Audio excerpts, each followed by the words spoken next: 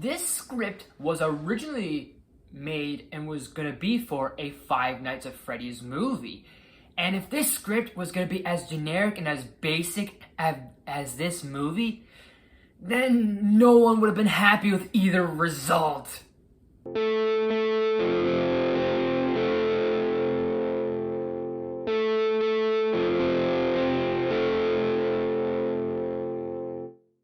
Hey there guys, how are you? Welcome back to another awesome video. It's time for another movie review. Today's movie review is going to be of the BananaSplits.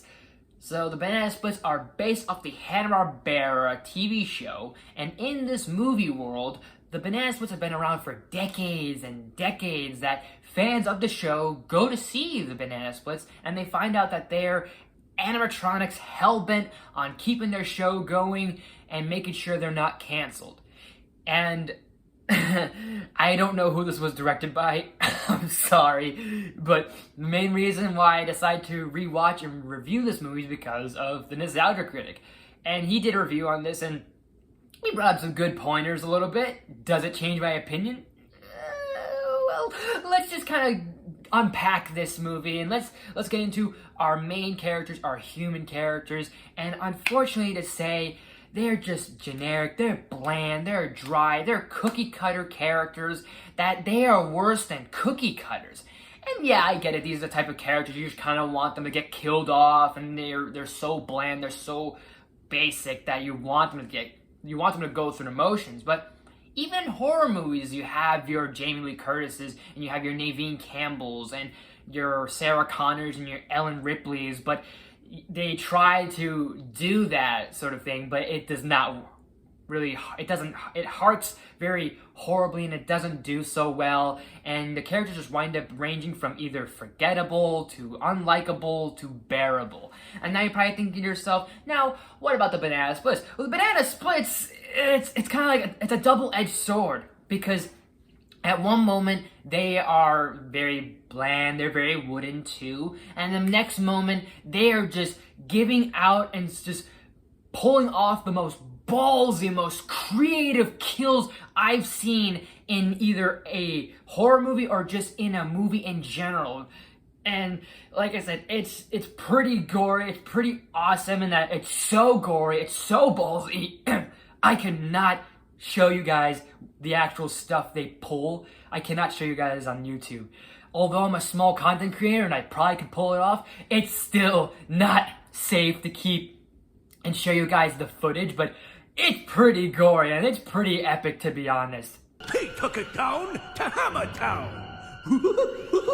And I cannot, even with the fact that that robotic killer just pretty much did a Paul Wincher-esque laugh. I cannot get over it. That's hilarious.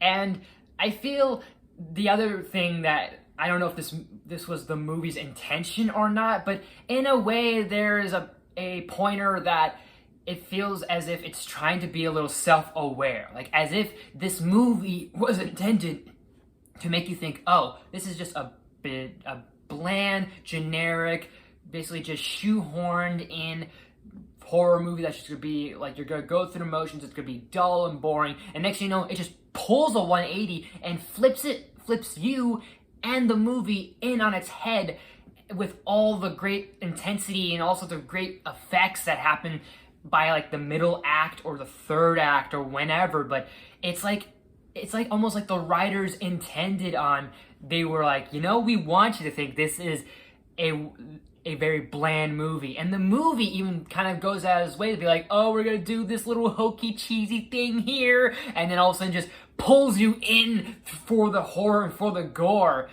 And I feel that works. And then at the same time, I don't know if that was the writer's intention. I don't think the writers purposely made this movie to be bad, and the next, you know, the first act to be bad, and then the second and third act are like pretty much the highlight of the film with all that, the courses that it goes through.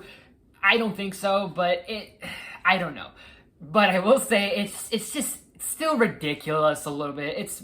it has ridiculously hilarious moments and hilariously ridiculous moments, but it's still flat out ridiculous to me. Like, the fact that you have the one kid who's a fan of Snorky, and then Snorky's the one that kind of rescues the humans and basically tries to, like, stop the other banana splits from their big plans. And another hokey thing that just is flat out batshit bonkers crazy is you have this one basic chick who's like a YouTuber, TikTok, Instagram, or whatever, all of a sudden just becomes one of them and becomes the 5th banana split. It's just out of the blue, out of character, and they even bait you with they even bait you at the end with a sequel bait, and you're just like, we don't want another one of this. It's just like, it has potential, but this movie here was such a wasted potential. And it doesn't help that, well, I'm not gonna say I'm a huge fan of the Banana Splits, but I remember seeing reruns of the show here and there on the Boomerang channel. But it doesn't help that the whole idea that this movie is basically trying to do basically a bootleg Five Nights at Freddy's idea is brilliant, but at the same time, it's just lazy. I'm gonna give the Banana Splits a D-. Unveil the shit file that was the worst of this year. Number 7, Banana Splits the movie. I mean, I still stand by that.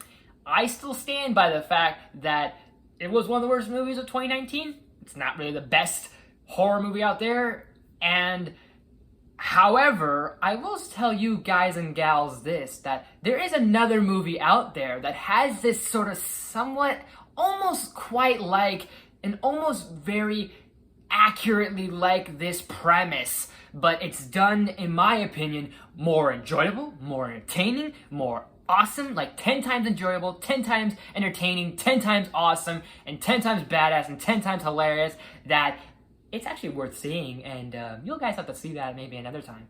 But the Banana Splits movie, have you guys seen it? What did you think of it? Do you like it? Do you actually like it? Do you hate it? Let me know in the comments below. And as always, guys, thank you so much for watching. If you liked this video, please smash that button. If you're new to my channel, please subscribe. I do awesome videos every day, if not every week. And make sure you ring that bell. I do new videos, hopefully every day, if not every week. Share the video with family and friends, all the good stuff and more. Leave your suggestions in the comment section for any movie reviews, top 10s, gaming, vlogs, all the good stuff and more. I'm going to try and put up some content as best as I can. I'm slowly kind of kicking back and keeping punching, getting my way back to the top of doing my channel and doing content again, or at least using this temporary channel.